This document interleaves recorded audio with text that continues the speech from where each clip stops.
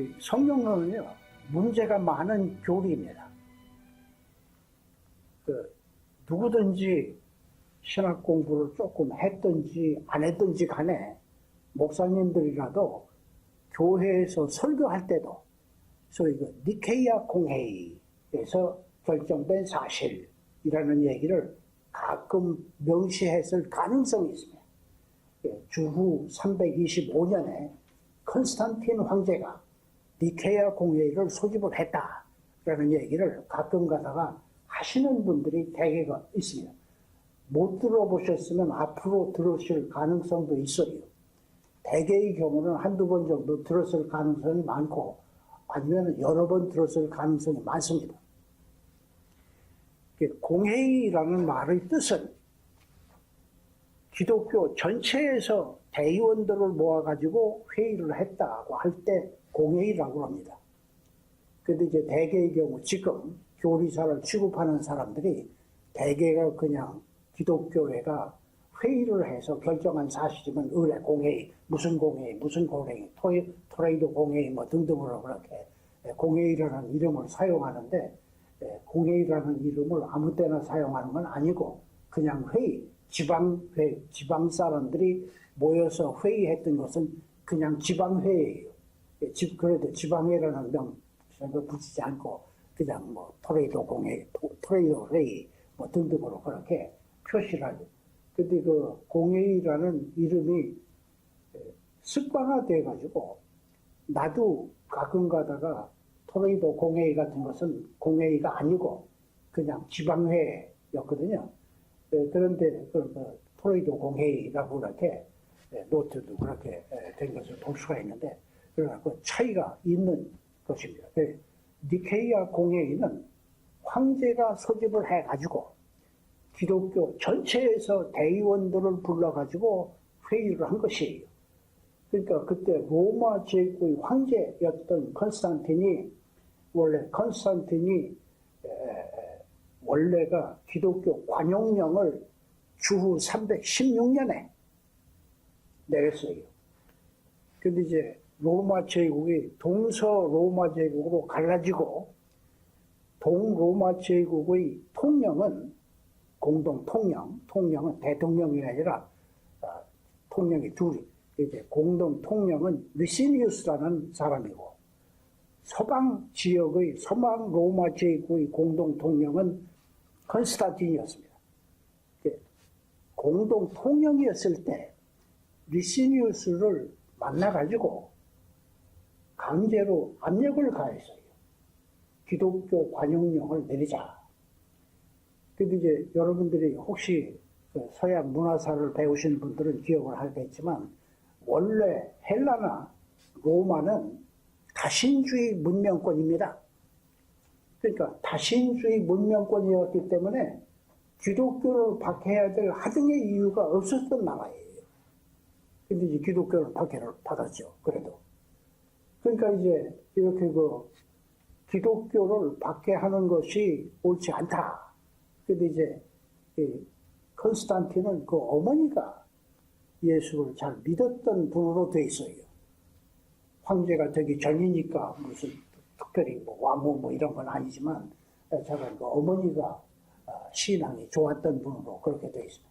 근데 로마에서는 그 기독교를 적대시해서 박해를 하고 있었기 때문에 이것을 이제 풀어줘가지고 316년 지금 벌써 한 200~300년 동안 박해를 받았고 그러니까 이제는 기독교를 자유롭게 풀어주자. 근데 이제 리시니우스는 아직도 그 전통주의자에서 그거 안 된다. 전통을 지켜야지 그걸 풀어주면 어떡하느냐. 그러고 이제 반대를.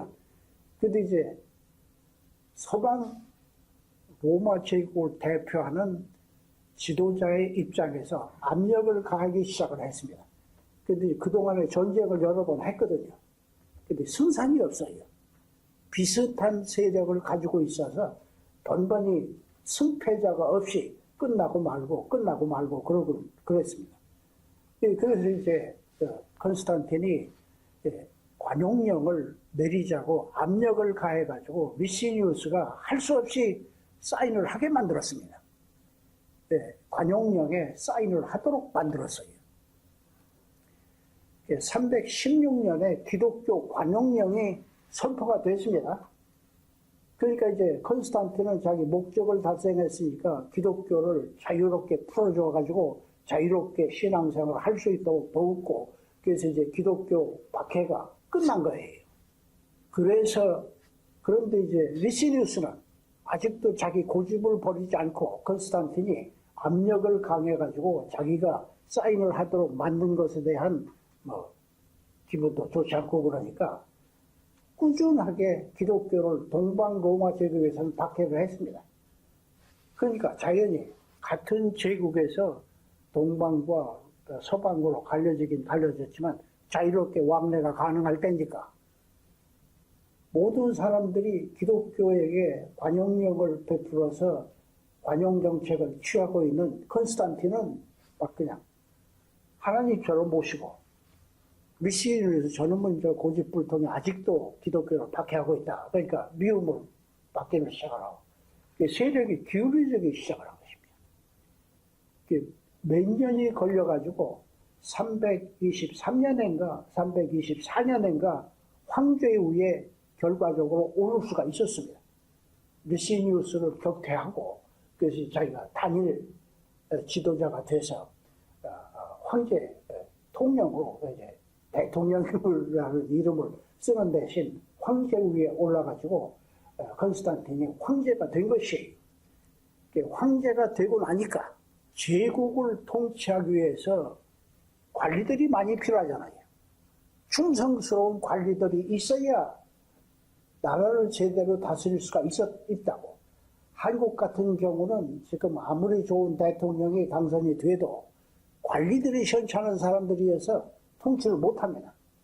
그 관리들이 현찮은 사람이 국회에서 맨날 싸움만 하는 거 보세요. 중대한 일이 발생을 해도 그 문제를 해결하는 것이 아니라 싸우고 있다고, 번번이. 그러니까 나라가 꼴이 안 되는 거예요. 그러니까 이제 중요한 보좌관들이 많이 필요한데, 이것을 기독교인 중에서 좋은 인물을 선택을 해가지고 로마 제국의 관리로 임명을 해가지고 효과적인 정치를 하고 싶다. 자기 어머니가 그랬던 것처럼 기독교인들은 정직하고 부지런하고 한 것을 잘 알고 있었고, 그래가지고 그래서 이제 기독교 인물을 탐색을 하려고 조사를 해보니까 기독교인들이 싸움을 그렇게 열심히 하고 있다고. 화합한 것이 아니라 싸우고 있는 것이에요. 근데 그게 교리적인 문제로 싸우고 있는 것입니다. 그러니까 이 325년 니케이아 공회가 소집이 되기 전에 싸웠던 주제가요, 예수가 하나님의 아들이라고 하는데 예수의 본질이 하나님의 본질과 같으냐? 일부에서는 하나님의 아들이니까 본질이 같다. 본질 혹은 성격, nature, essence, nature. 그러니까 본질 혹은 성격이라고 그렇게 표시를 하면 되죠. 그러니까 또 일부 다른 사람들, 아니 그게 어떻게 두 사람이 두 분, 하나님과 하나님의 아들이라는데, 하나님의 아들이면 하나님의 아들이지 어떻게 본성이 같다는 말이 가능하냐? 같을 수가 없다. 그래가지고 로마 제국의 지배적인 기독교 학자들 중에 세 가지 파벌이 생겼습니다. 첫 번째는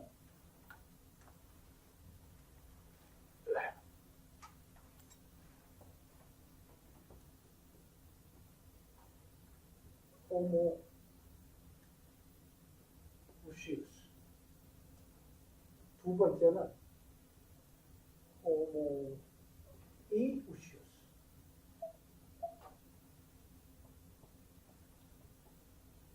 세 번째는 헤테로 우시우스.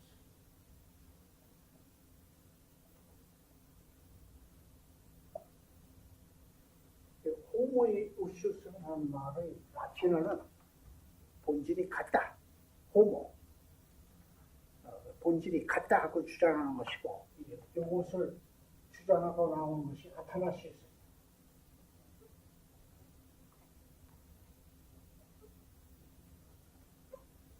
그리스도의 본질이 다르다라고 주장한 것은 아리우스예요. 이것은 유세비우스.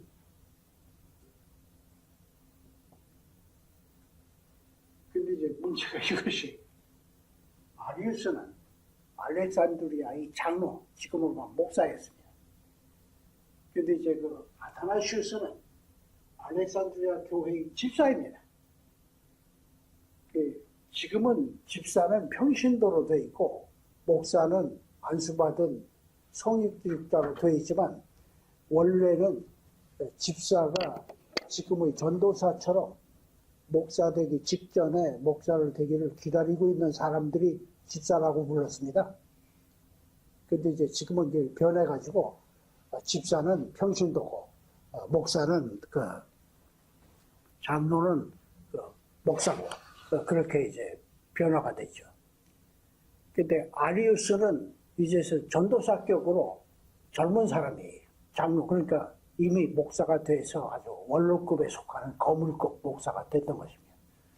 근데 이제 아리우스는 동방교회 사람들의 영향을 받았는지 혹은 침묵을 도모하려는 목적에 의해서 그랬는지는 모르지만 예수는 하나님의 본질과 같은 본질을 가진 것이 아니라 다른 본질을 가졌다. 헤테로우시우스. 다른 본질을 가진 존재이다. 다시 말하면 삼위일체론을 부인했다는 뜻입니다. 아타나시우스는 본질이 같다. 그러니까 삼위일체론을 지지하는 이론을 주장하고 나왔다는 뜻이에요.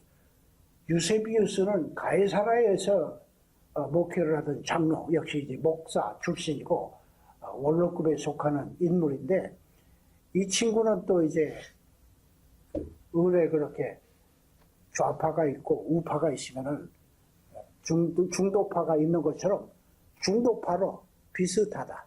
같은 것도 아니고 다른 것도 아니고 비슷한 성품을 가졌다. 이렇게 설명을 해가지고 그리스도의 본질이 하나님의 본질과 같다는 이론, 하나님의 본질과 비슷하다는 이론, 하나님의 본질과 다르다는 이론이 완전히 갈라지기 시작을 했습니다. 근데 이제 그때요, 조금 더 구체적으로 잘 쓰여진 역사책을 보면 유세비우스의 이론을 지지하는 사람이 제일 많았더랍니다.